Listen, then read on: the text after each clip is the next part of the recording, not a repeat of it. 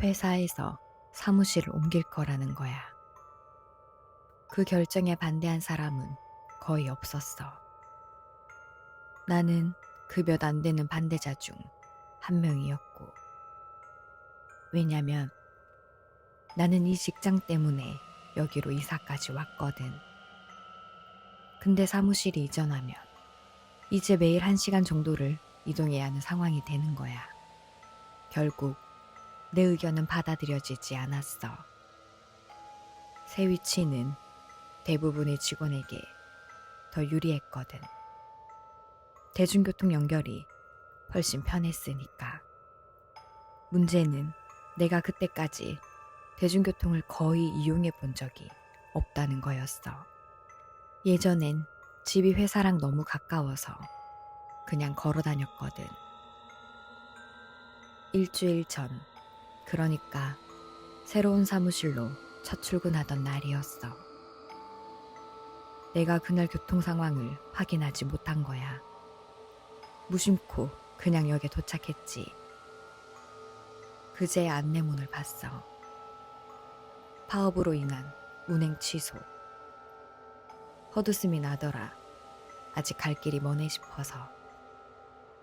그러고는 택시를 부르려고 휴대폰을 꺼냈어. 그때 막 열차가 들어오는 소리가 나는 거야. 나는 알고 있었어. 열차가 취소됐다고 해도 완전히 멈추는 게 아니라 다른 이유로 운행할 수 있다는 걸 말이야. 예를 들면 신입 직원의 교육이나 차량을 다른 역으로 이동시키는 경우가 있으니까. 그래서 이번 열차도 그런 거라고 생각했지. 그런데 열차가 내 앞에 멈췄고 안에 사람들이 타고 있는 게 보이는 거야. 혹시 내가 잘못 본 건 아닌지 확인하려고 뒤에 있는 전광판을 다시 봤어. 여전히 운행 취소라고 되어 있었지. 그런데 열차 앞쪽에는 분명히 이렇게 써 있었어.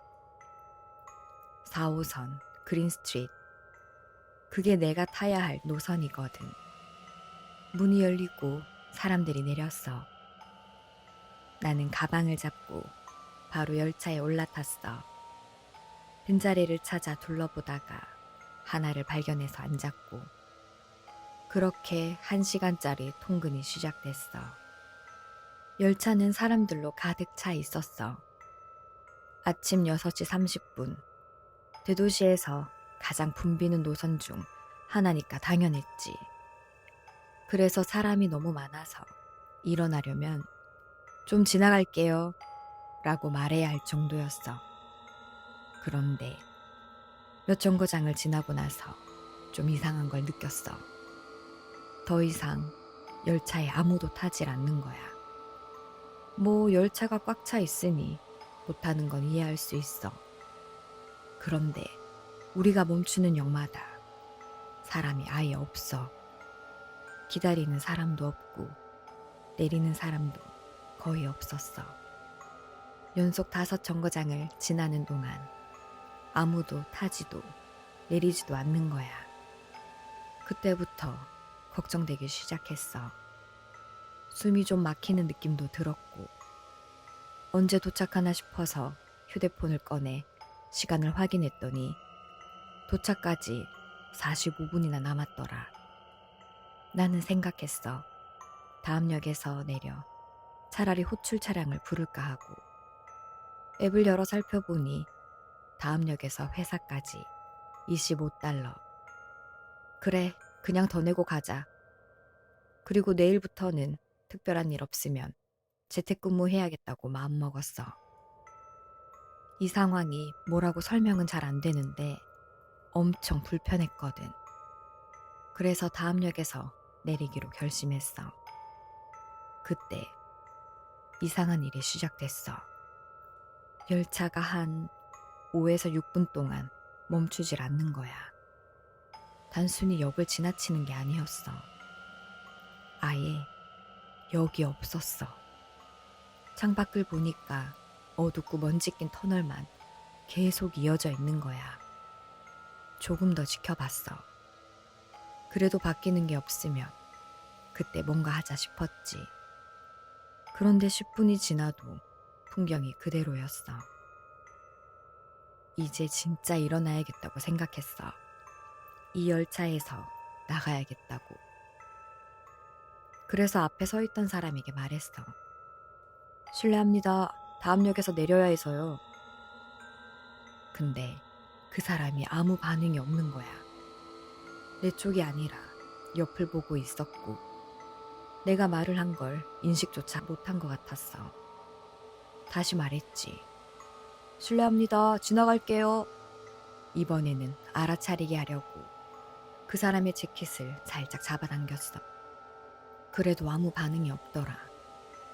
그때 문득 깨달았어. 열차에 타 있는 동안 내가 아무 소리도 못 들었다는 걸. 사람이 이렇게 많은데 숨소리도 말소리도 휴대폰 소리도 아무것도 안 났어. 나는 이 상황을 더 이상 견딜 수 없었어. 원래도 좁은 공간을 힘들어하기는 해. 동굴 다이빙 영상 같은 걸 보면 바로 꺼버릴 정도로. 지금은 완전히 공황 상태였어. 그래도 밀고 나가야 했지. 이곳에서 벗어나려면. 몸이 앞에 있는 사람과 부딪혔지만 문 쪽으로 가야 했어. 비상제동 장치를 당길 생각이었거든. 오른쪽으로 몸을 돌리는데 얼굴이 사람들 사이에 눌렸어. 그 순간 등에 뭔가 느껴지는 거야. 사람이 밀리는 느낌이 아니라 손이었어. 한 4-5개는 됐어. 각각 다른 손. 두 손은 내 왼팔을 잡아당기고 한 손은 내 목을 붙잡고 다른 손들은 재킷을 잡아서 뒤로 끌었지. 엄청난 힘이었어. 나는 비명을 지르면서 몸을 돌렸어. 그러니 손은 사라졌어. 아무도 나를 잡고 있지 않더라고. 심지어 다들 여전히 다른 곳을 바라보고 있었어. 나는 숨을 헐떡이면서 소리쳤어. 도대체 나한테 뭘 원하는 거야? 그런데 아무 반응도 없었어. 다시 몸을 돌리려는 순간 이번엔 반대 방향에서 또 다른 손이 나를 붙잡았어. 나는 완전히 패닉에 빠졌어. 몸을 던지듯이 저항하면서 소리쳤고 결국 다시 내 자리로 넘어졌어. 올려다 보니 모두 여전히 같은 자리에 서 있고 같은 방향을 보고 있었어. 나는 본능과 반대로 눈을 감았어. 진정해야겠다고 생각했거든. 몇 분 동안 숨을 고르면서 앉아 있었어. 우선 비상제동 장치까지 가자. 나는 생각했어. 다른 승객들이 내가 등을 돌릴 때마다 나를 잡는 것 같더라고. 그래서 싫었지만 방법을 하나 떠올렸어.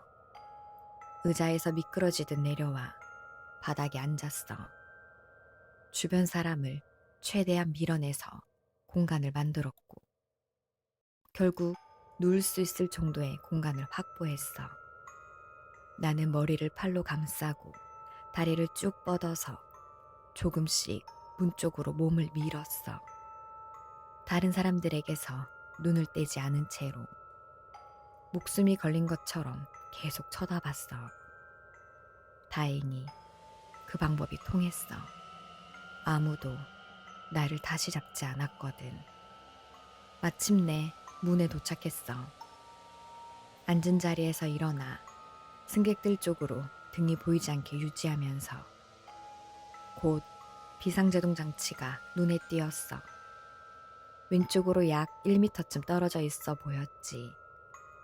팔을 뻗었는데 쉽게 닿진 않더라. 몸을 틀어 더 기울이려는 순간 다시 손이 느껴졌어. 하지만 상관없었어. 난 검지손가락을 간신히 제동장치에 걸 수 있었고 체중을 실어 온몸을 던져 장치를 당겼어. 그러자 열차가 격렬하게 감속하기 시작했어. 귀가 찢어질 것 같은 소리가 났고 승객들은 갑작스러운 힘에 뒤로 넘어지기도 했지. 나는 문손잡이를 꼭 붙잡았어. 소리와 압박이 멈추질 않는 거야. 마치 제동거리가 끝이 없는 것 같았어. 여전히 나를 향해 어떤 손들이 뻗어왔지만 감속으로 내 몸이 계속 뒤로 밀려 붙잡히진 않았어. 그래도 압박감은 견디기 힘들었어. 어쨌든 이 상황에서 벗어날 방법은 하나. 문을 열어야 했어. 움직이는 열차에서 뛰어내리게 되더라도 여기 있는 것보다는 나을 거라고 생각했거든. 다행히 문 사이에는 실리콘층이 있었어. 나는 그 틈에 손을 밀어 넣었어. 그때 문 반대편에서 무언가가 느껴졌어. 또 다른 손이었어. 하지만 이번에는 나를 잡진 않았어. 부드럽게 내 손을 쓰다듬었다고 할까? 등골이 오싹했지만 나는 손을 빼지 않았어. 그렇다고 여기에 더 있을 순 없으니까. 다른 손도 틈에 넣었는데 쓰다듬는 감촉은 계속됐어. 게다가 브레이크의 힘이 너무 강해서 팔이 부러질 것 같았지만 나는 계속 문을 벌리려 안간힘 썼어. 그때 창문에 승객들의 모습이 반사되어 보이는 거야. 지금까지 그들의 표정을 제대로 본 적은 없었어. 항상 나를 외면하고 있었거든. 근데 이상했어.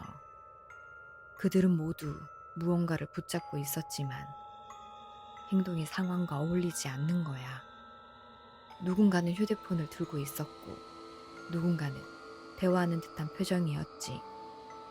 하지만 여전히 아무 소리도 들리지 않았어. 그리고 단 하나 공통점이 있었어.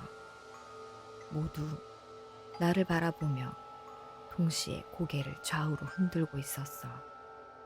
마치 내가 하는 행동이 잘못되었다는 듯. 문은 점점 벌어졌어. 틈 사이로 아무것도 보이진 않았지만 나는 계속 힘을 줬어. 점점 무릎을 밀어 넣을 만큼 열렸어. 더는 넓히기 어려워 보여서 몸을 비집고 들어가기 시작했지. 창문에 비친 사람을 마지막으로 바라보고선 어깨를 힘껏 밀어 넣었어. 몸통이 따라 나갔고 머리도 밖으로 나갔어. 밖에서는 브레이크 소리가 크게 들리고 불꽃이 튀고 있었어. 몸통이 완전히 밖으로 나간 뒤 나는 터널 벽으로 날아갔어. 쇳소리는 거의 즉시 멈췄어. 나는 바닥에 누워 있었고 시야가 점점 붉어졌어. 하지만 살아 있었어.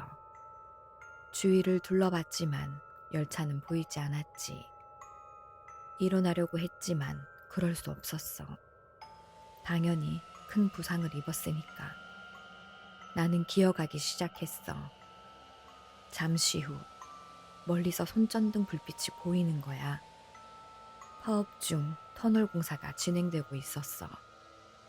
내가 열차를 봤냐고 묻자 그들은 아무 열차도 지나가지 않았다고 했어.